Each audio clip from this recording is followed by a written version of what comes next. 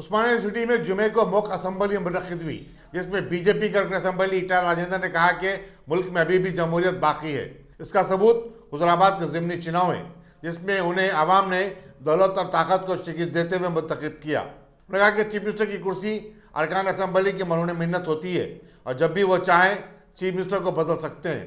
ईटा राजेंद्र ने टीआरएस से बरतरफी के बाद उन्हें जिस अंदाज में हिरासा किया गया उसका तस्करा करते हुए कहा कि उन्होंने इन तमाम चैलेंजेस और बहरानों का कामयाबी के साथ मुकाबला किया।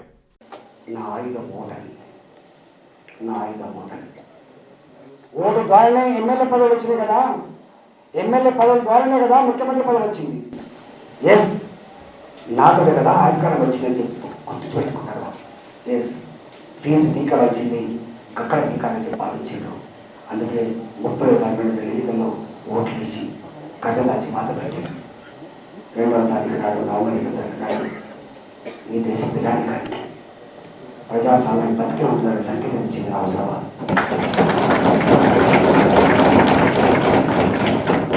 ఇవాళ